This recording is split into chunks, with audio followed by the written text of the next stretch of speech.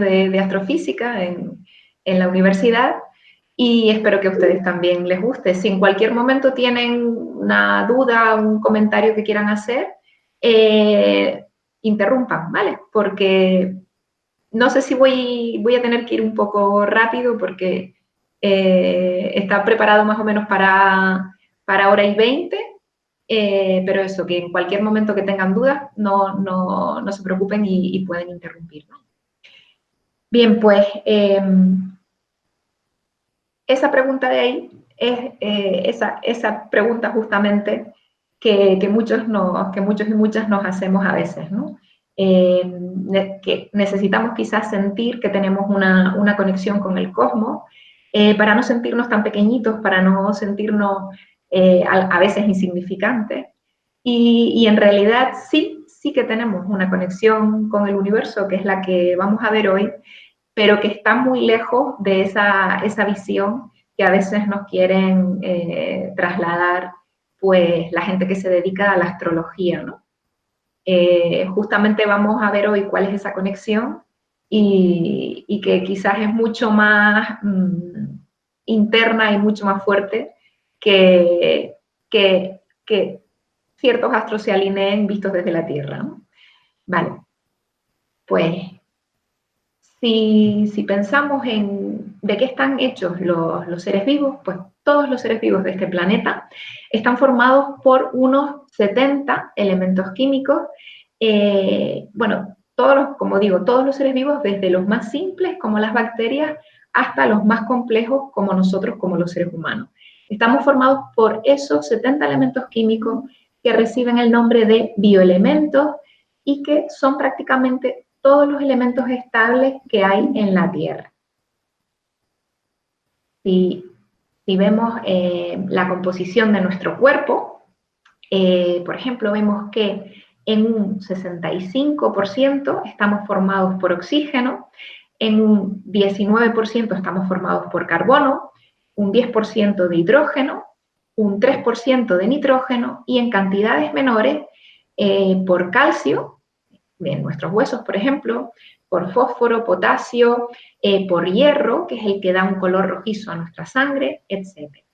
Pues todos los seres vivos del planeta están formados en un 95% por estos 4 elementos fundamentales que nos forman a nosotros también: el carbono, el oxígeno, el hidrógeno y el nitrógeno. Vale, pues bueno, como les decía, estamos este año celebrando, o se cumplen los 150 años de la creación de esta tabla que tenemos aquí, la tabla periódica de los elementos químicos, que fue algo muy importante, o sea, fue un salto pionero en la química, fue un gran avance para la química moderna, porque por primera vez ya se habían buscado otras posibles agrupaciones de los elementos químicos, pero esta es la tabla que por primera vez puede explicar las propiedades de los elementos por su organización en columnas y en filas, ¿no? Entonces, la Organización de Naciones Unidas ha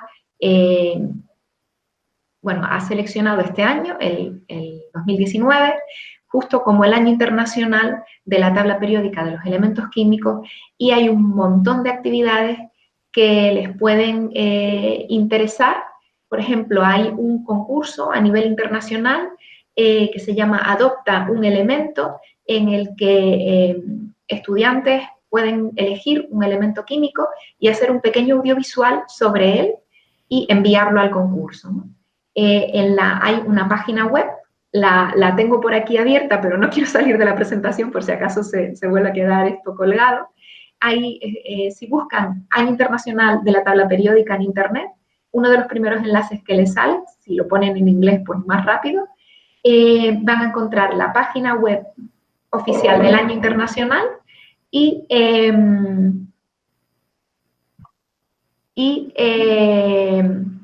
ahí encontrarán el concurso, ¿vale? Adopta un elemento. Bien, pues en esta tabla, todos los elementos químicos que están ahí, menos los que he tapado en gris, que son los que hemos sintetizado en el laboratorio, todos los demás son los que podemos encontrar de forma natural, de forma estable en la Tierra. Y una cosa más. ¿Puedes ¿Sí? hacer clic en el botón ¿Puedo? de esconder la parte de abajo? Ay, perdón, sí, hide. Ok, Muchas gracias. vale, vale. Pues de estos elementos químicos, una cosa muy curiosa es que todos ellos, todos los que se encuentran estables de forma natural en la Tierra, los encontramos también en el resto de objetos del universo, por todo el cosmos, ¿no? Y aquí, pues, seguramente cabría hacernos una pregunta, que es, ¿cómo es posible eso? ¿Cómo es posible que en regiones tan distantes del universo como galaxias que se formaron poco después del Big Bang, encontremos los mismos elementos químicos que encontramos en la Tierra? Esto cuando estamos cara a cara, pues les pregunto al alumnado, les pregunto también a ustedes, al profesorado, ¿qué se les ocurre? No sé si ahora hay posibilidad de preguntarlo en la sala, a ver si alguien quiere dar una posible respuesta. ¿Cómo es posible que encontremos eso, esos mismos elementos químicos que tenemos en la Tierra, los encontremos en cualquier región que observamos del universo? ¿Alguien quiere contestar?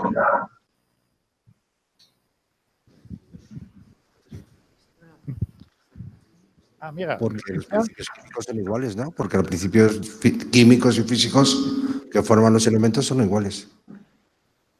Exacto. Bueno, una respuesta que me han dado a veces en los institutos, el alumnado, es que se crearon todos en el principio, en el origen del universo, ¿no? Si cuando se crea el universo se crean todos los elementos químicos, pues es normal que después los encontremos también por el resto del universo. Es una respuesta lógica y lo que les digo es, la respuesta pues podría ser esa.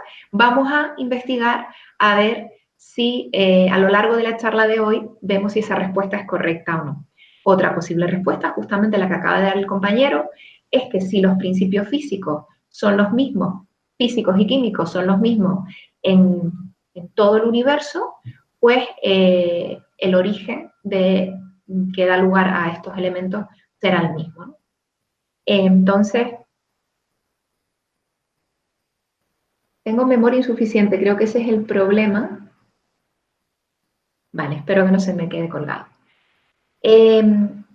Vale, como decíamos, los mismos elementos químicos los encontramos prácticamente en todo el universo, pero no los encontramos en las mismas proporciones. Por ejemplo, aquí tenemos una tabla comparativa de los elementos más abundantes que encontramos en la Tierra, en abundancias, bueno, en la Tierra y también en la vecindad solar. Vemos que, aunque los elementos son los mismos, no están en las mismas proporciones. Por ejemplo, bueno, ¿qué llamamos vecindad solar? Pues sería el Sol y también las abundancias que hemos medido en meteoritos y en otros objetos cercanos. ¿Qué encontramos en esta vecindad solar? Que los elementos más abundantes son el hidrógeno y el helio. Son dos gases, los dos gases más ligeros, los dos elementos más ligeros que existen. Sin embargo, en la Tierra, los elementos más abundantes son el hierro y el oxígeno, que por ejemplo el oxígeno lo encontramos en una proporción de un 30%, mientras que en la vecindad solar está en una proporción de solo un 0,6%, ¿no? ¿Esto a qué se debe? Pues se debe a que el campo gravitatorio de la Tierra es relativamente pequeño comparado con el del Sol y con el de los planetas gigantes, y por tanto no pudo retener los gases en la misma proporción, ¿no? Tenemos una atmósfera, pero la mayor parte de los gases pues no pudieron ser retenidos por el campo gravitatorio de la Tierra. Bueno, y también se debe a la evolución particular de nuestro planeta. Bien, pues para saber si esa respuesta que a veces han dado el alumnado de si todos los elementos químicos se formaron en el origen del universo, les propongo que hagamos un viaje en el tiempo, que nos subamos todos a esta máquina del tiempo y que nos vayamos a esos primeros segundos después de la formación del universo, después del Big Bang. No sé si esto ya lo vieron un poquito en las charlas del martes, que contaban un poco sobre cosmología, pero si lo vieron, pues lo vamos a repasar muy rápidamente. Entonces, abróchense los cinturones, nos vamos a esos primeros segundos después del Big Bang y ¿qué elementos, qué partículas encontramos? Pues vemos que hasta los 10 primeros segundos, lo que componía ese universo primitivo, que era muy, muy, muy caliente, tenía una temperatura muy elevada, la materia que lo componía estaba formada básicamente por protones, es decir, por núcleos del isótopo más ligero del hidrógeno, y por neutrones libres, separados, y otras partículas como pueden ser los electrones y los neutrinos. Sabemos que el universo, después del Big Bang, va expandiéndose aceleradamente y, por tanto, va también enfriándose. Entonces, la temperatura va descendiendo y se empiezan a sintetizar algunos de los primeros núcleos, ¿no? Entre ellos los de los elementos, o sea, básicamente los elementos más ligeros, como es el deuterio, que es un átomo de hidrógeno con un neutrón y un protón en su núcleo, y el helio 3, otra vez se me ha desconectado. Perdón, ¿lo tienen ahí? ¿Tienen la presentación? Sí, vale. Vale. Es que se ve que el portátil lo tengo al límite de espacio y espero que no me dé problema. Vale. Pues, como decía, se forman hasta los 20 primeros minutos después del Big Bang. Tenemos la formación del deuterio y de núcleos de helio 3, que estaría formado por 2 protones y un neutrón, y de helio 4, ¿no? Y también elementos traza del litio 7 y el berilio 7. Esto es lo que llamamos la nucleosíntesis primordial. Es la formación de los primeros núcleos justo después del Big Bang, en esos primeros segundos después del Big Bang. Y vemos cómo son esas primeras reacciones químicas que se producen en el universo. Ahí tenemos cómo se forman los núcleos de deuterio y después los de helio 3 y helio 4. Bien, pues pasados esos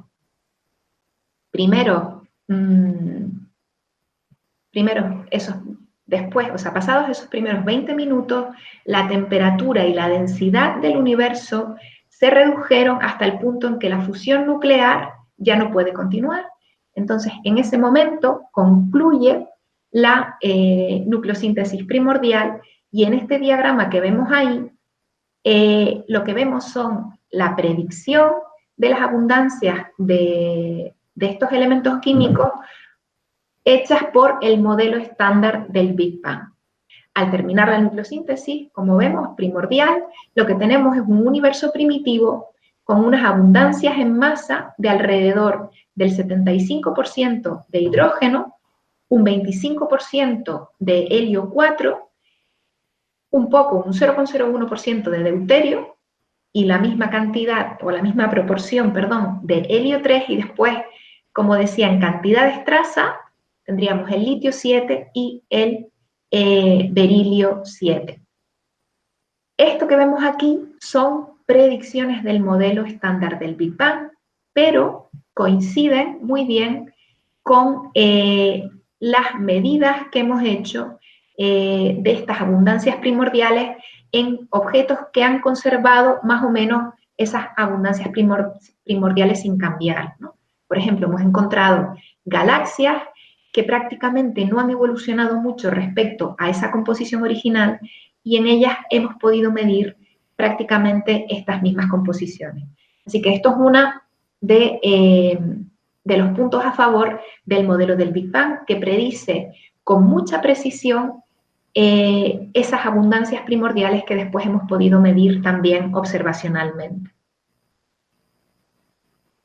Bien.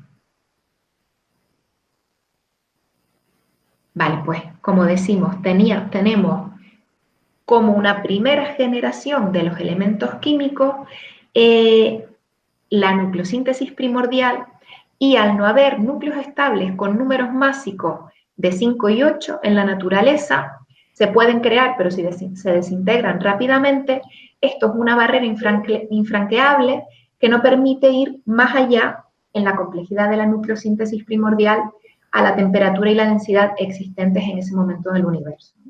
Entonces, ¿cómo se crea el resto de los elementos químicos que existen en el universo? Pues la respuesta está en las estrellas, ¿no? Vamos a ver primero lo que llamamos la nucleosíntesis estelar en el interior de las estrellas, ¿no? Bien, entonces, aproximadamente cuando el reloj cósmico alcanzó unos 400 millones de años después del Big Bang, empezaron a formarse las primeras estrellas que creemos que eran bastante diferentes a las que conocemos en la actualidad, porque había muchísimo más material y más concentrado que en las galaxias actuales, ¿no? Entonces, creemos que las primeras estrellas que se formaron eran más grandes, podían estar formadas por mayor cantidad de masa.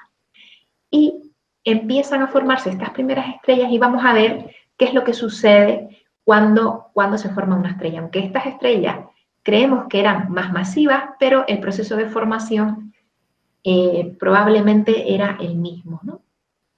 ¿Cómo se forma, cómo nacen las estrellas? Pues las estrellas nacen en regiones que llamamos regiones de formación estelar, que son densas nubes de gas y polvo muy frías y que están formadas principalmente, sobre todo, justo después del Big Bang, formadas principalmente por hidrógeno y en mucha menor cantidad por helio. Entonces, si una de estas nubes, grandes nubes, se ve perturbada por algún fenómeno externo, empieza a colapsar en esferas y estas esferas a su vez empiezan a rotar y empiezan a convertirse en un disco. En el centro de esa nube que empieza a colapsar aumenta muchísimo la temperatura y la densidad hasta el punto en el que se alcanzan las condiciones necesarias para que comiencen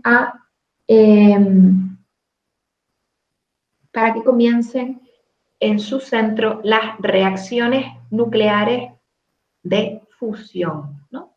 Y el resto, bueno, en ese momento decimos que ha nacido una estrella y empieza a generarse energía y por tanto empieza a brillar la estrella, ¿no? Y el resto del material de esa nube que está colapsando, como decimos, empieza a girar en una especie de disco alrededor de la estrella que acaba de nacer y ese material empieza a chocar uno con otro, pudiendo dar lugar a la formación de planetas, ¿no?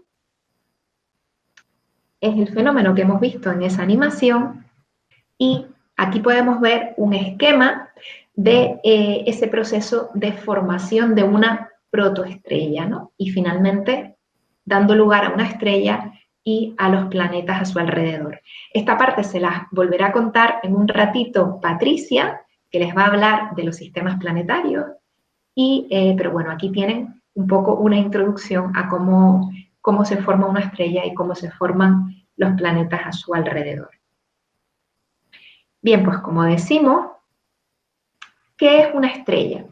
Pues una estrella sería una gran esfera de gas muy, muy, muy caliente y es tan caliente que ese gas tiene unas condiciones especiales que serían condiciones de plasma, es decir, que tenemos por un lado los núcleos y por otro lado los electrones libres moviéndose, bueno, pues libremente. Como decimos, ¿cuándo se forma una estrella? Pues cuando en su interior se alcanzan la temperatura y la densidad necesarias para que empiecen las reacciones nucleares de fusión. ¿Y cómo son estas reacciones? Pues tenemos núcleos más ligeros que se fusionan para dar lugar a un núcleo más pesado, y en estas reacciones además se genera, se libera energía, que es la que hace brillar a la estrella y además es la que hace que la estrella se mantenga estable. Porque por efecto de la gravedad, si no, el material podría seguir colapsando, ¿no? Entonces, ¿qué es lo que mantiene a la estrella estable? Pues por un lado, la presión de radiación de la energía generada en el interior de la estrella y por otro lado también la presión del gas, ¿no? Entonces tenemos siempre en una estrella, tenemos una lucha de la fuerza de la gravedad que tiende a hacer colapsar a la estrella y por otro lado la presión hacia afuera tanto de la radiación generada en las reacciones nucleares como del gas, ¿vale? Bien, pues estas reacciones nucleares que tienen lugar en el interior de las estrellas se van a ir produciendo, necesitan una presión y una temperatura determinada en su núcleo para producirse. Y la cantidad y el tipo de elementos químicos que se puedan producir dentro de la estrella va a depender, por tanto, de un factor fundamental en la vida de las estrellas que es su masa, la masa con la que nacen. Aquí tenemos un diagrama de cómo sería la vida de una estrella en función de la masa con la que nace. Vemos que en el eje Y tendríamos la masa de la estrella y en el eje X el tiempo. Entonces, como ven ahí, cuanto menos pesada o sea, menos masa tiene una estrella, más larga es su vida y tiene una evolución también más tranquila, ¿no? Y al contrario, cuanto mayor es la masa de una estrella, pues más corta es su vida y evoluciona mucho más rápidamente, ¿no? Todas las estrellas, todas independientemente de su masa, pasan la mayor parte de su vida en una etapa estable en la que están quemando, en la que están fusionando hidrógeno en su núcleo, en su interior. Aquí vemos, esto es lo que llamaríamos la combustión del hidrógeno y aquí vemos una de las reacciones que tienen lugar en el interior de las estrellas para fusionar hidrógeno y dar lugar al siguiente elemento químico más pesado, que es el helio. Aquí vemos justamente la cadena protón-protón, que es la que tiene lugar en el Sol, y consiste en transformar 4 núcleos de hidrógeno en 1 de helio. Bien, pues cuando las estrellas están en esta etapa estable de sus vidas, es lo que llamamos en la que están quemando el hidrógeno en el núcleo, a esto es lo que llamamos la secuencia principal y, como decimos, es una etapa en la que las estrellas pasan la mayor parte de su existencia y es en la que se encuentra el Sol ahora mismo, ¿no? ¿Por qué se llama secuencia principal? Porque si representamos a todas las estrellas, representamos su brillo, su luminosidad, o sea, su brillo intrínseco, que es lo que llamamos la luminosidad de las estrellas, frente a su temperatura, pues las estrellas que están en esta etapa formarían esa secuencia muy bien definida que vemos ahí. Vale.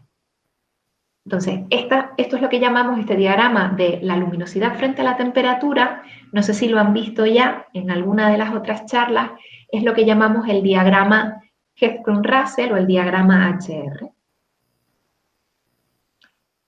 Bien, ¿qué le pasa a las estrellas que decimos de tipo solar o estrellas que tienen una masa mayor que mitad de la masa del Sol aproximadamente, cuando se agota todo el hidrógeno en su núcleo? Pues, ¿qué pasa cuando se nos acaba el combustible? Como decíamos, las estrellas están estables porque hay un equilibrio entre la gravedad, que tiende a hacer colapsar la estrella, y la radiación, o la presión del gas y la presión de la radiación hacia afuera. ¿Qué sucede si se nos acaba el combustible? Pues no estamos generando energía por las reacciones nucleares y por tanto se descompensan estas dos fuerzas ganando la gravedad. Entonces, lo que sucede es que el núcleo se contrae y se calienta hasta que alcanza una temperatura suficiente para poder quemar el siguiente elemento químico, que es el que acabamos de generar, que es el helio. ¿Y qué le sucede a las capas externas? Pues las capas externas, como en una tenemos la reacción de contracción del núcleo, pues las capas externas, lo que le sucede es que se expanden y aumentan mucho de tamaño y, y se enfrían, ¿no?, las capas externas. Entonces la estrella se convierte en lo que llamamos una gigante roja. Y en el diagrama HR de luminosidad frente a la temperatura, la estrella asciende en el diagrama y pasa a lo que llamamos la rama de gigante. Bien.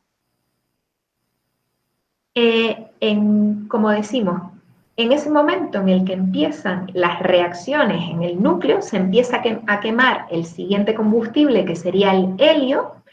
De nuevo, la estrella está más o menos estable y en estas reacciones se fusionan núcleos de helio para dar lugar a el siguiente elemento químico, que sería el carbono, y también se forma un poco de oxígeno, ¿no? Estas que vemos aquí son las reacciones triple alfa. Bien, tenemos 3 núcleos de helio que se fusionan para producir carbono. ¿Qué sucede en el interior de la gigante roja? Pues tenemos en el núcleo esa combustión del helio. Y después en una capa alrededor del núcleo tenemos que se sigue quemando el hidrógeno, pero esta vez en una capa, o sea, se sigue convirtiendo el hidrógeno en helio, pero como decimos, en una capa. Y además estas estrellas, las estrellas que decimos de tipo solar, hasta unas 9 veces la masa del Sol, encontramos que se produce, en las capas externas se produce convección, ¿no? Es como algo similar a cuando tenemos el agua hirviendo y tenemos ebullición, ¿no? El material más caliente del interior de la estrella sube hasta las capas más externas, se enfría y vuelve a bajar, ¿no? Entonces, el material procesado en el interior de la estrella, esos nuevos elementos químicos, sobre todo el carbono y el nitrógeno que se han producido en el interior de la estrella, pueden llegar hasta las capas externas por este proceso de convección, ¿no? Vale, ¿qué sucede entonces cuando ya hemos quemado todo el siguiente combustible, el siguiente elemento, que es el helio, y se nos acaba el combustible en el núcleo de la estrella? Pues de nuevo, tenemos que el núcleo se contraería, pero en el caso de las estrellas de tipo solar, ¿no?, hasta esas 9 veces la masa del Sol, no tenemos masa suficiente para que se alcance la temperatura y la densidad necesaria para quemar el siguiente elemento químico, que sería el carbono. Entonces, separan las reacciones nucleares de fusión, y lo que le sucede a la estrella lo vamos a ver en un momentito, porque antes les voy a contar otros procesos químicos que tienen lugar en estas estrellas, ¿no?, en las gigantes rojas. Podemos decir que las gigantes rojas son las alquimistas del universo. ¿Por qué? Pues porque se dan unos procesos muy importantes, que son los que llamamos las reacciones de captura lenta de neutrones. Se generan los que llamamos los elementos S. ¿Alguna pregunta por ahí? ¿Voy muy rápido? No, vas bien. Vale. Es un poco denso este tema. Bueno, lo que les quería preguntar antes de empezar, que no lo pregunté, era si todo el profesorado que tenemos hoy es de secundaria, IFP, o también tenemos un profesorado de primaria. ¿Hay de primaria? Ah, mira. Vale. Vale, porque cuando doy esta formación a profesorado de primaria, la cambio un poquito, porque estoy hablando de la tabla periódica de los elementos, que creo que se ve a partir de tercero de eso, estoy hablando de núcleos, de átomos, de moléculas también, y esto en primaria, pues lo solemos adaptar un poquito. Entonces, si quieres, después al final, si tenemos tiempo, pues te comento algunas adaptaciones que hemos hecho cuando damos esta formación a primaria. Solo tenemos una profe de primaria. Vale, pues perdón si es muy denso, si estoy dando muchísimo detalle. Sí, Vale. Si en cualquier momento ven que estoy dando mucho detalle que no les resulta o que no van a poder aplicar, me lo dicen y vamos más al grano, de lo que les puede interesar. Muy bien, de acuerdo. Vale. Bien, pues, ¿por qué llamamos a las gigantes rojas las alquimistas del universo? Pues resulta que pues eso, que si en la estrella tenemos ya, en el interior de la estrella tenemos núcleos de hierro, que todavía no los hemos visto, todavía no los hemos creado, así que esto no sucede en las estrellas que llamamos de primera generación, sino si hubiera, ya veremos después cómo puede pasar eso, si en el interior de estas estrellas tenemos núcleos de hierro, estos pueden captar neutrones que decimos, en estas estrellas hay gran cantidad, en las reacciones anteriores se ha generado gran cantidad de neutrones libres, ¿no? Y estos núcleos de hierro pueden captar esos neutrones libres y dar lugar a elementos químicos que tienen número másico mayor de 65, que son los que están marcados ahí, que van desde el galio hasta el plomo y el bismuto. Y como decimos, ¿por qué se llaman estos elementos? ¿Por qué los llamamos elementos S? Pues viene del inglés de procesos slow, ¿no? De captura lenta de neutrones. Bien, pues como les decíamos, todos esos elementos químicos de ahí se producen en estas gigantes rojas de baja masa, en lo que llamamos los flashes de helio, ¿no? O en las estrellas de masa intermedia, en las zonas de combustión del helio, cuando se genera esa gran cantidad de neutrones que estarían libres y pueden interaccionar con núcleos de hierro. Bien, pues nos habíamos quedado en esa gigante roja a la que se le acaba el combustible en el núcleo, ¿no? Se le acaba el helio. ¿Qué sucede? Pues como decíamos, vamos a ver una animación, a ver si ustedes la pueden ver bien. Esa sería una estrella de masa intermedia, de tipo solar. Ahí vemos cuando se convierte en gigante roja y vemos que llega un momento en el que la estrella se vuelve inestable, empieza a pulsar porque está luchando la gravedad contra las otras fuerzas, ¿no? La presión del gas y la presión de la radiación. Pero se nos acaba el combustible en el núcleo y gana la gravedad. El núcleo colapsa y se convierte en una enana blanca, mientras que las capas externas de la estrella son expulsadas en forma de nebulosa planetaria, ¿vale? Esto sería el final de una estrella como el Sol, donde nos quedamos con el núcleo, se convierte en esa enana blanca, y las capas externas, con gran parte de ese material que se ha generado en el interior, ha llegado a esas capas externas por la convección y se expulsa al medio interestelar, al medio entre las estrellas, en forma de nebulosa planetaria. Bien. Aquí tenemos, pues las nebulosas planetarias son algunos de los objetos más bellos que podemos encontrar en el cosmos, en nuestra galaxia, que es donde podemos verlas en detalle. Y como vemos ahí, por ejemplo, tenemos la nebulosa del Ojo de Gato, y podemos ver pues algunos de esos elementos químicos que se han formado en su interior, como son el carbono, fundamentalmente el nitrógeno, y también dijimos un poquito de oxígeno, que además de qué les suenan esos elementos químicos, ¿no? Los nombramos al principio de la charla, ¿no? Forman prácticamente junto con el hidrógeno, el 95% de la materia que forma a los seres vivos. Entonces, estas estrellas son las que generan gran parte de los elementos químicos que son fundamentales para la vida. Y al final de sus vidas, esos elementos químicos son expulsados al medio interestelar. ¿Vale?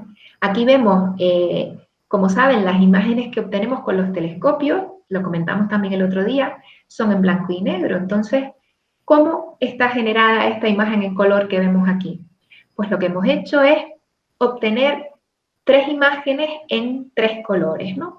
En rojo tendríamos el hidrógeno, observado en una línea del hidrógeno que es la que llamamos H-alfa. Después tendríamos también en verde, creo que está no sé si el oxígeno o el azufre, y en azul el otro elemento. La verdad es que no lo tengo por aquí, pero bueno, entonces hemos obtenido 3 imágenes en 3 filtros que corresponden a líneas espectrales de cada uno de esos elementos químicos, les hemos dado el color correspondiente y después las hemos combinado para obtener lo que llamaríamos una imagen en color real, ¿vale? Porque la línea H-alfa es una línea que sale en color, es una línea roja, ¿vale? Bien. Podemos decir, entonces, que las estrellas de tipo solar son las que dan lugar a estos elementos químicos fundamentales para la vida, y entre ellos, el más importante, por lo menos para entender la vida tal como la conocemos aquí en la Tierra, es el carbono. ¿Por qué el carbono es un elemento tan especial? Vimos que era el 4º elemento más abundante en la vecindad solar y tiene una extraordinaria capacidad para enlazarse y reaccionar químicamente, produciendo una variedad enorme de estructuras y de moléculas, ¿no? Como decimos, es el elemento fundamental de la materia viva, tal como nosotros la conocemos, porque forma la mayor parte, y además forma la mayor parte de las moléculas complejas que encontramos en el universo, ¿no? Los compuestos complejos que encontramos en el universo son moléculas orgánicas, moléculas compuestas de carbono. ¿Y dónde hemos encontrado estas moléculas orgánicas? Pues alrededor de nebulosas planetarias, ¿no? Hemos encontrado estos compuestos complejos del carbono formando estructuras tan interesantes como podrían ser, por ejemplo, los fullerenos, que son estructuras ordenadas de unos 60 átomos de carbono que forman esferas tridimensionales y que además pueden actuar como jaulas para otras moléculas y átomos, ¿no? Por ejemplo, se han encontrado que este tipo de estructuras pueden contener gases que podrían haber, por ejemplo, al llegar en meteoritos que chocaran contra la Tierra primigenia, podrían haber sido los precursores de la vida en la Tierra. Bien, vamos a pasar ahora a las estrellas más masivas que el Sol, ¿no? Aquellas estrellas que nacen con más de 9 veces la masa del Sol. Pues estas estrellas son tan masivas y son tan calientes que las temperaturas en su interior y las densidades son suficientemente altas como para ir quemando en fases sucesivas todos los elementos químicos hasta llegar al hierro, ¿no? Empezarían con como las estrellas de menor masa, primero se quemaría en el núcleo el hidrógeno, después el helio, el carbono, el neón, el oxígeno, el silicio, hasta llegar al hierro. Y estos elementos se queman primero en el núcleo y también en capas, de forma que al final la estrella tiene una estructura en capas como si fuera una cebolla, cada una con una composición diferente, ¿no? ¿Qué sucede cuando llegamos a tener un núcleo de hierro y níquel? Pues resulta que ya para poder fusionar núcleos de hierro, las reacciones nucleares no generan energía, sino que necesitan energía. Entonces ya separan las reacciones nucleares de fusión y ya la estrella no puede seguir generando energía a través de estas reacciones. Entonces, de nuevo, tenemos que ganaría la batalla la gravedad y el núcleo colapsaría, dando lugar, pues tenemos dos posibles muertes, ¿no?, de las estrellas masivas. Si la estrella, bueno, antes que contarles eso, una cosa que no he comentado, es que estas estrellas masivas suelen tener fuertes vientos estelares, o sea que a lo largo de su vida, por estos vientos van perdiendo gran cantidad del material que se ha procesado en su interior, que se ha procesado en sus capas o en su núcleo, ¿no? Pueden llegar a perder hasta el 90% de su masa. O sea que ya antes de morir, antes de este final que les voy a contar ahora, estas estrellas ya han perdido gran parte del material que han generado y lo han liberado al medio interestelar, ¿no? Bien, ¿cómo terminan sus vidas? A lo que estábamos. Pues, cuando ya tenemos ese núcleo de hierro que no puede seguir fusionándose, pues el núcleo colapsa, gana la gravedad y se puede convertir en una estrella de neutrones para las estrellas que nacieron con hasta unas 30 veces la masa del Sol, o en un agujero negro para las estrellas más masivas, ¿no? ¿Y qué pasa con las capas exteriores? Pues como dijimos, algo similar a lo que sucede en las estrellas de menor masa, pero ahora lo que tenemos es un fenómeno muchísimo más energético, ¿no? Las capas exteriores de la estrella explotan en forma de explotan en forma de supernova, ¿vale? Y este fenómeno es uno de los fenómenos más energéticos del universo. Después del Big Bang es uno de los fenómenos más energéticos que suceden en el universo. Bien, pues en ese núcleo que está colapsando se dan unos procesos muy importantes. Tenemos una reacción muy energética y tenemos muchísimos neutrones libres moviéndose a gran velocidad, ¿no? Entonces, aquí, bueno, antes de esto, vamos a ver de forma muy rápida, aceleradamente, cómo sería la vida de una estrella masiva, ¿no? Aquí tendríamos la estrella que está quemando sus diferentes elementos químicos de forma estable hasta que por fin llega a tener un núcleo de hierro, explota como supernova y nos brinda uno de esos fenómenos más energéticos que podemos ver en galaxias incluso muy lejanas, ¿no? Las explosiones de supernovas podemos detectarlas con los telescopios actuales, además, los telescopios grandes, hasta prácticamente las galaxias más distantes, ¿no? Bien, pues como decíamos, hemos visto ya cómo se generan los elementos químicos en el interior de las estrellas y ahora pasaríamos a la generación de elementos químicos, pero en explosiones de novas y de supernovas, ¿no? Es lo que llamamos la nucleosíntesis explosiva. Y esto es lo que hemos visto que se produce en las fases finales de algunas estrellas. Bien, pues primero vamos a hablar de las supernovas de tipo 2. ¿Cómo son, qué son estas supernovas? Pues estas supernovas son las que acabamos de ver, las que se producen al final, en la muerte de las estrellas masivas, ¿no? Al terminar sus vidas. Las capas externas de la estrella explotan, saliendo a velocidades cercanas a la de la luz, ¿no? Y generándose una onda de choque que calienta muchísimo el gas y produce combustión nuclear explosiva. Entonces, en estas supernovas se genera gran cantidad de oxígeno, que vimos que también era muy importante para la vida de los seres vivos y es esencial, por ejemplo, en el metabolismo de los seres vivos. Es el gas que respiramos, ¿no? Bien. Y en las supernovas de tipo 2 también tenemos,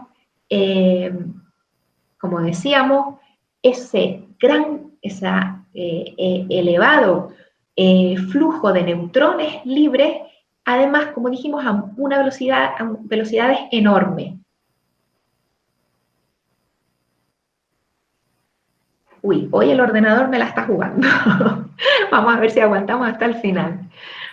Bien, pues tendríamos ese flujo enorme de neutrones que van a dar lugar a, pueden ser capturados por otros núcleos, dando lugar a lo que llamamos los elementos R, que vienen también de el Rapid Capture, ¿no? Sería captura rápida de neutrones. ¿A qué tipo de elementos dan lugar? Pues dan lugar a elementos radiactivos, ¿no? Como sería el uranio, el torio y el plutonio, que gracias a que tenemos ese flujo muy elevado de neutrones, se forman, ¿no? Porque si tuviéramos un flujo más tranquilo, no podrían formarse, ¿no? Porque son núcleos muy inestables. Entonces, pues es en estas supernovas de tipo 2 en donde tenemos las condiciones para que puedan formarse los elementos radiactivos. Bien, entonces, ¿por qué son importantes estos elementos? Pues son determinantes para la aparición y la evolución de la vida en la Tierra porque generan el calor necesario para mantener el núcleo terrestre fundido. ¿Y esto qué es lo que permite? Pues como sabemos, tener un núcleo metálico fundido es lo que genera los campos magnéticos terrestres y gracias a esto es con lo que frenamos la llegada de las partículas de alta energía procedentes del Sol que podrían haber impedido que se formara el ADN o que incluso una vez formado podrían haberlo dañado y no permitir que la vida evolucionara, ¿no? Bien, además, esto genera la tectónica de placas, que lo que produce es un reciclaje del carbono que pasa del suelo a la atmósfera cuando se produce la actividad volcánica, ¿no? El reciclaje del carbono es fundamental o ha sido fundamental para estabilizar la temperatura en la Tierra. Por ejemplo, sabemos que en Venus la falta de acción tectónica contribuyó a su efecto invernadero desbocado y esto es lo que ha generado las temperaturas altísimas que tiene hoy en día la superficie y la atmósfera de Venus. Bien, pasamos a otro tipo de supernovas que serían las supernovas de tipo 1A. ¿Cómo se generan estas supernovas? Pues cuando tenemos estrellas de tipo solar, pero que no están aisladas, que no están solitas, sino que las tenemos en sistemas, lo que llamamos sistemas binarios, sistemas formados por dos estrellas, cuando al final de sus vidas, cuando una de ellas se ha convertido en una enana blanca, Pues si las estrellas están muy cerquita una de la otra, es lo que llamamos un sistema binario en contacto, parte del material de una de las estrellas, de la estrella compañera, puede ir siendo acretado por la enana blanca, ¿no? A través de un disco de acreción como ese que vemos en la imagen. Pero la estrella no puede acretar el material de forma indefinida, ¿no?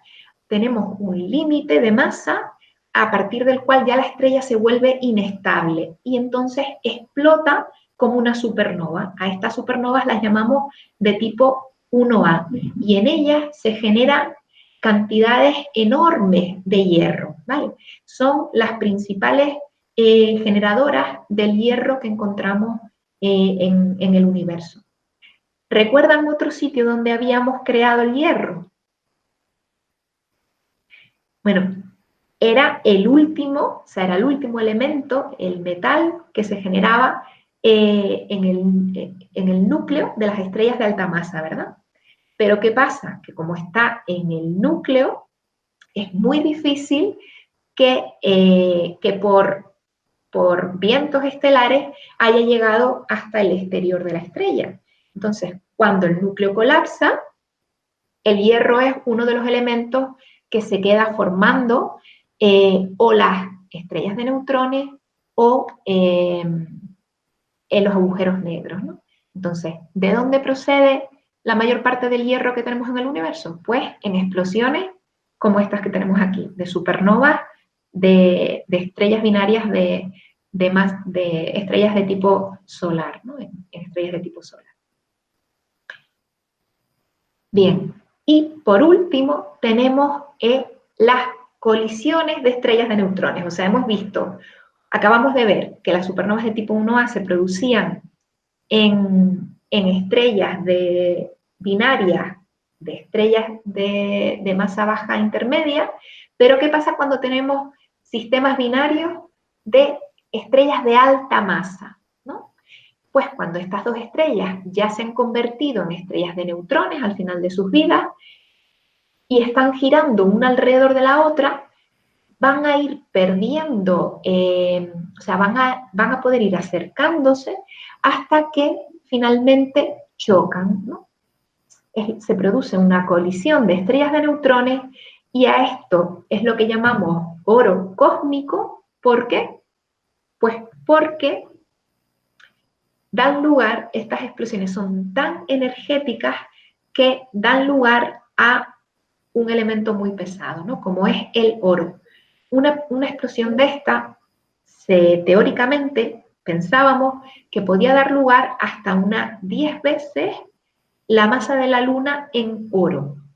¿Vale? O sea que probablemente si alguien tiene algo de oro por ahí, o si se lo contamos al alumnado, alguien tiene pues una cadena de oro, un anillito de oro, unos pendientes de oro, probablemente ese oro, muy probablemente, ese oro que llevamos se formó en una colisión de estrellas de neutrones. Como les digo, esto hace poco lo sabíamos solo teóricamente, pero hace poco más de un año tenemos una nueva forma de estudiar el universo que es a través de las ondas gravitacionales. Entonces, este fenómeno es tan energético, tan potente, que es uno de los procesos que da lugar a ondas gravitacionales que se propagan por el universo y que podemos detectar con instrumentos de los que disponemos en la actualidad, como el experimento LIGO.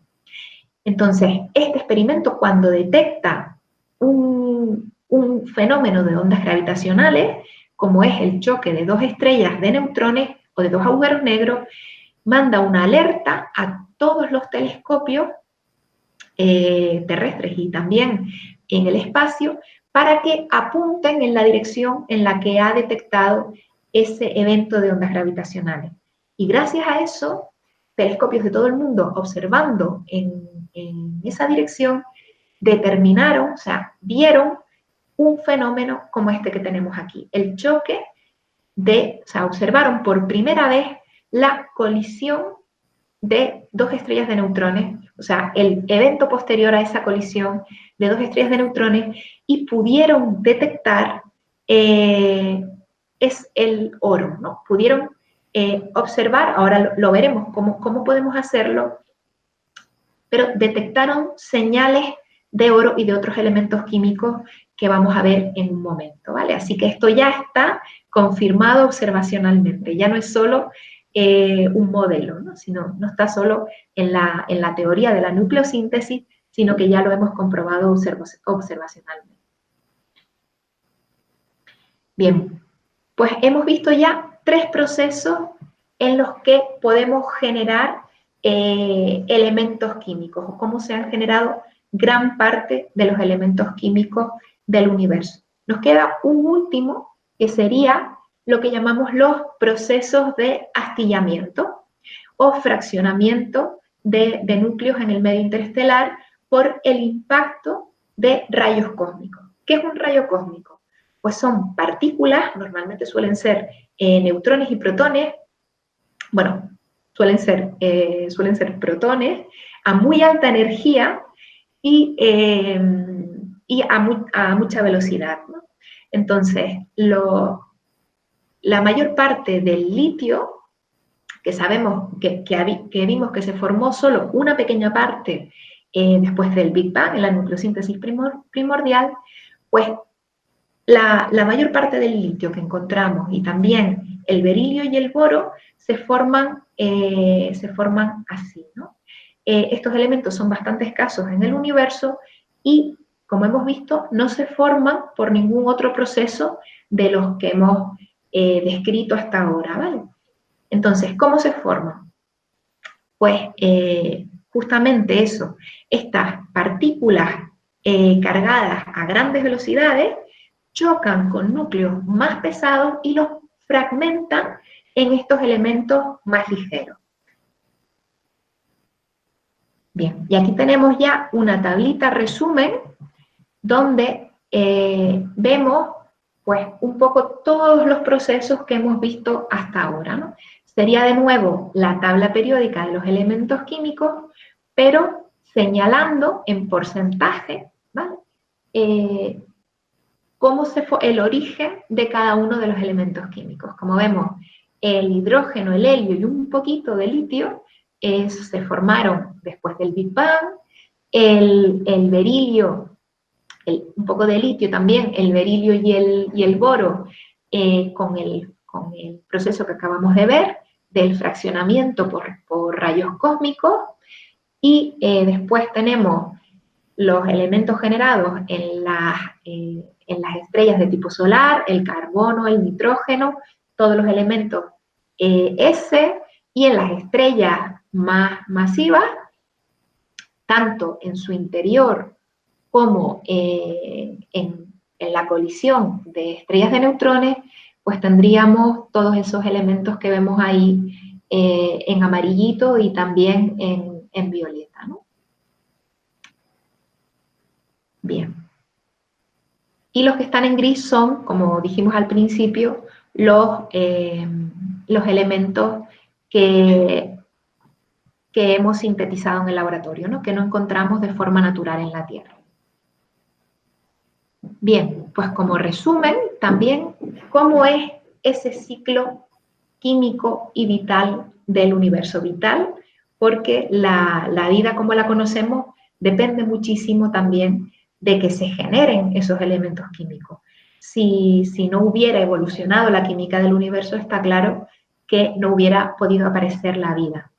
Pues como tenemos ahí, tenemos que todas las estrellas nacen de esas grandes nubes, esas grandes nubes moleculares, ¿no? Esas grandes regiones de formación estelar, y dependiendo fundamentalmente de su masa, van a tener una evolución van a tener una evolución diferente, van a producir diferentes elementos químicos a lo largo de sus vidas, y al final de sus vidas van a devolver al medio, entre las estrellas, gran parte de esos elementos químicos que han generado en su interior, ya sea en forma de nebulosa planetaria o en forma de supernova. Entonces, todos estos elementos químicos que han sido devueltos al medio vuelven a formar parte de esas grandes nubes que hay en las galaxias y pueden dar lugar, o sea, se incorporan a esas nubes y las siguientes generaciones de estrellas que se formen y también los planetas que se formarán alrededor de estas estrellas ya contendrán todos esos elementos químicos. Por tanto, cuando antes decíamos cómo es posible que en estrellas de tipo solar haya hierro, si todavía no habíamos hablado de él, pues ese hierro que se crea en las estrellas masivas o en las explosiones de supernova, se incorpora de nuevo al gas que da lugar a nuevas estrellas y entonces ya las estrellas nuevas que se forman pueden tener hierro en su interior. Bien. Este ciclo químico y vital no se da solo en nuestro alrededor, sino que también vemos, como decía el compañero al principio, que los procesos físicos que ocurren en nuestra galaxia hemos ido descubriendo que se dan también pues no solo en nuestra cercanía a nuestro alrededor, sino también en todas las galaxias del universo, ¿no? Por tanto, podemos decir que las estrellas son como grandes hornos en las que se cocinan la mayor parte de elementos químicos que conocemos y que esos procesos que se dan lugar en estos hornos se dan no solo en nuestro vecindario, no solo en nuestra galaxia, sino también en todos los lugares del universo. Entonces, podemos decir sin lugar a dudas que somos polvo de estrellas, ¿no? Y esta sería nuestra conexión vital con el universo, con el cosmos. Bien, vamos un poco mal de tiempo, quedan 10 minutillos, me faltaría por contarles cómo somos capaces de conocer cuál es la composición química de los objetos del universo si no podemos viajar a ellos y tomar muestras, ¿no? Para analizarlas y conocer su composición. Entonces voy a ir muy rápido, solo a darles unas pinceladas de estas ideas, que sería esta parte, ¿no? Ya sabemos cómo se originan, pero ¿cómo detectamos todos esos elementos químicos en los diferentes objetos del universo? Pues, como sabemos, en astrofísica no tenemos un laboratorio como ese que ven ahí, en el que podemos, pues imagínense, si pudiéramos enviar una sonda hasta cualquiera de las estrellas que queremos investigar y traerla de vuelta, o incluso in situ, ser capaces de coger una muestra y analizarla, pues podríamos directamente saber su composición. Pero como sabemos, eso no es posible por varios motivos. El más fundamental es que las distancias en el universo son tan enormes que no hemos sido capaces de viajar sino a los objetos más cercanos, ¿no? Ya vieron en la introducción que tuvieron sobre la ESA algunas de las misiones espaciales y los objetos más lejanos hasta los que hemos sido capaces de viajar y coger muestras, ¿no? Pero para la mayor parte de los objetos del universo, nuestro laboratorio no es un laboratorio in situ, sino que es ¿no? Es el universo, y la mayor parte de información que tenemos del universo es a través de la luz, ¿no? Entonces, ¿qué es la astrofísica? Pues la astrofísica es la parte de la astronomía que estudia las propiedades físicas de los objetos celestes, entre ellos su composición química. ¿Y cómo lo hacemos? Pues lo hacemos a través de la luz, a través de la observación, ¿no? Tenemos un laboratorio enorme, como hemos visto, el universo es el mayor laboratorio que existe, pero tiene ciertas limitaciones, ¿no? Fundamentalmente, las distancias enormes y que no podemos trasladarnos hasta los objetos que estudiamos. Bien, pues como decíamos, la información nos llega a través de la luz. ¿Y qué es la luz en astrofísica? En física llamamos luz no solo a la luz visible, que es la que podemos detectar con nuestros ojos, sino a todo el rango de frecuencias que va desde la luz más energética, que serían los rayos gamma, hasta la menos energética, como que son las ondas de radio, ¿no? Es lo que llamamos el espectro electromagnético. Bien, ya tenemos a Patricia por aquí. ¿Cómo podemos utilizar la luz para conocer cuál es la composición de los objetos del universo? Pues gracias a que descubrimos una técnica que es la que llamamos la espectroscopía, que no es otra cosa que la descomposición de la luz en sus diferentes colores, en sus diferentes frecuencias, ¿no? Gracias a esta técnica es con lo que realmente nace la astrofísica, ¿no?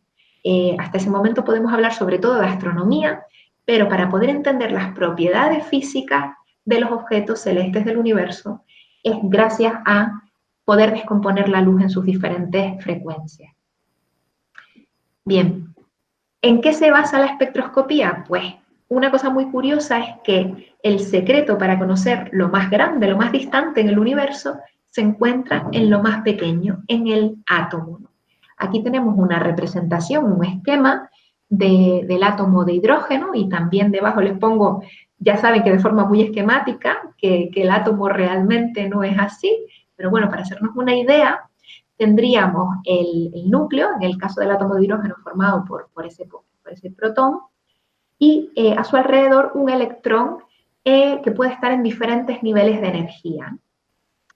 Ese electrón, si recibe energía, puede pasar a un estado de energía superior. Podría ser lo que llamamos un salto de orbital, ¿no? Y cuando regresa a su estado de energía inicial, emite la diferencia de energía en forma de luz, ¿no? En forma de una partícula de luz, que es lo que llamamos un fotón. Y como los niveles de energía a los que se puede encontrar el electrón están más o menos muy bien determinados, ¿no? Esa diferencia de energía corresponde a un color determinado, a una frecuencia determinada, ¿no? Ahí vemos cuáles son esos colores, esas frecuencias que corresponden a los saltos de niveles de energía en el átomo de hidrógeno. La más intensa de ellas es la línea que llamamos H-alfa, que es esa línea que vemos ahí de color rojizo. Y después también tendríamos una línea azul más oscura, otra que aparece en el violeta. Cada una de esos colores que corresponden a los saltos de energía de un elemento determinado es lo que llamamos el espectro de ese elemento químico, ¿no? Y es como si fuera un código de barras único para cada elemento químico. Es como si fuera una huella dactilar de ese elemento químico. Ahí tienen representadas los espectros de los primeros elementos químicos de la tabla periódica. Y si nos fijamos bien, vemos que efectivamente cada uno de ellos es como si fuera un código único, como un código de barras único que nos permite identificar a esos elementos de forma única, ¿no? De forma que sabemos, cuando los observamos, sabemos de qué elemento se trata. Entonces, ¿cómo podemos estudiar la composición de los elementos químicos del universo? Pues, por ejemplo, bueno, tipos de espectros. Esto me lo voy a ir muy rápido porque ya estamos fuera de tiempo. Pues tenemos lo que llamamos el espectro continuo. Es lo que obtenemos cuando tenemos una fuente luminosa que emite en todos los colores, en todas las frecuencias. Hacemos pasar su luz a través de un elemento dispersor, como podría ser un prisma o una red de difracción, y lo que obtenemos es un espectro continuo. Si tenemos gas caliente, como podría ser el gas que está recibiendo energía de estrellas muy calientes, alrededor de estrellas muy calientes, hacemos pasar su luz por un elemento dispersor, lo que vamos a obtener es un espectro de líneas, ¿no? Lo que llamamos un espectro de emisión. Y si por el contrario lo que tenemos es una fuente luminosa muy caliente, que su luz pasa a través de gas que está más frío, y hacemos pasar después la luz por un elemento dispersor, lo que obtenemos es un espectro de absorción. Es decir, el espectro de arriba continuo menos líneas oscuras correspondientes a los elementos químicos que hay en el gas.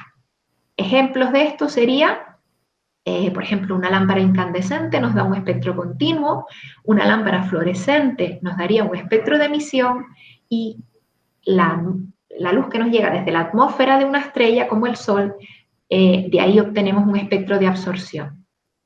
Aquí tenemos un esquemita de cómo podríamos ver cada uno de estos espectros, y en la siguiente animación vemos esto mismo, pero representado de forma animada, ¿no? Que a veces es más fácil de explicarlo. Pues ahí tendríamos, por ejemplo, la fuente de luz podría ser una estrella, tenemos un prisma, y si pasamos la luz a través del prisma, lo que obtenemos es un espectro como ese que tenemos ahí, donde si lo si lo representamos en la intensidad de la luz frente a la longitud de onda o la frecuencia, veríamos esas pequeñas líneas o bandas oscuras que corresponden al espectro de absorción de la atmósfera de la estrella. El que tenemos aquí es el espectro del Sol, con todas esas 574 líneas que corresponden a los diferentes elementos químicos que encontramos en la atmósfera del Sol. Y bueno, pues un pequeño resumen de otros espectros que podemos encontrar en la naturaleza, como es el espectro de emisión cuando observamos una nebulosa planetaria. Y aquí lo voy a dejar. Muchísimas gracias.